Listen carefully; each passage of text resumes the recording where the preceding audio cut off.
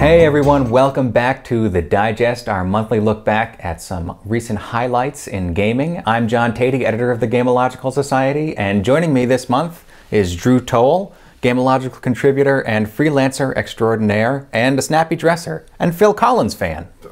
You noticed. I did, yeah. This is, I'm a big fan of kind of late era Phil Collins. I think this t-shirt's from the farewell tour that I didn't go to. Oh, so you were not, that was my next question. You didn't actually attend the tour. No, I'm more like the idea of the tour than the actual tour itself. Better, you don't want to spoil it by actually seeing it. Yeah, exactly.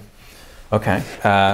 Why don't we talk about Diablo 3? We got the box here. I feel like we should talk about this game. It would be awkward not to. It would. What would we talk about then? I don't know. Phil Collins?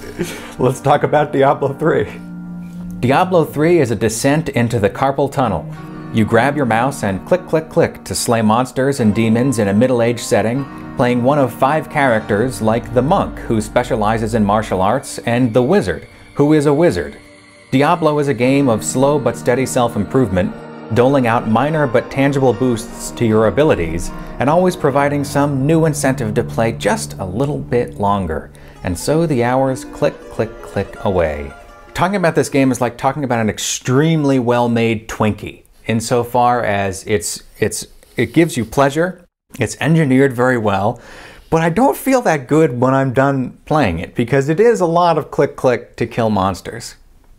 It's fun. Don't get me wrong, right? No, it is. There's something about it, definitely.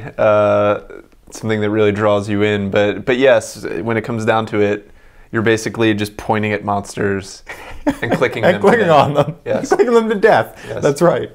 I hadn't played Diablo in a long time. The game, this one has been in development for quite a while. Yeah.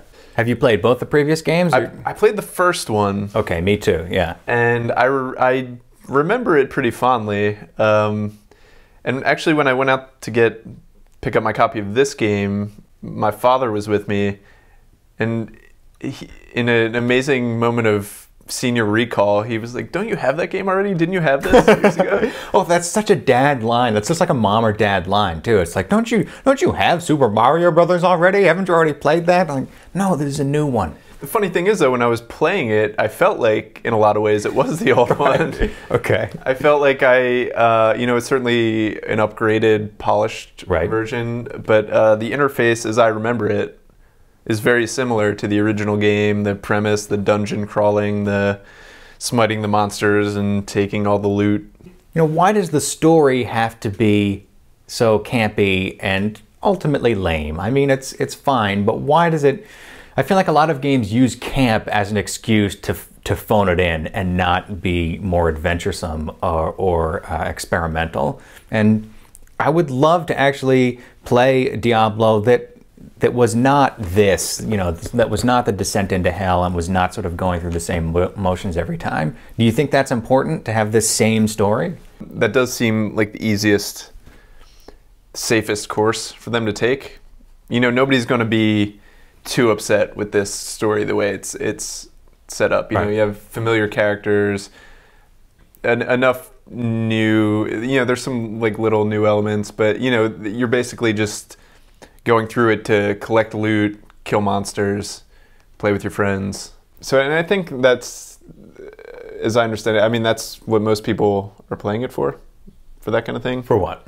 For just the joy, the sheer joy of getting rare loot, armor. And the sheer joy of just clicking, because honestly, like, when you click, it feels so powerful because the sound design is really good and like the clicks kind of, I'm sort of working myself up about the game. Like I came into this segment being like, oh, I'm going to be down on Diablo, but the more I talk about it, the more I kind of want the Big Mac again. That's the type of game it is. But anyway, you click, and like when you click and you do these moves, it sounds thunderous, and like it magnifies these little actions on the keyboard and the mouse so much. Well, you played the monk.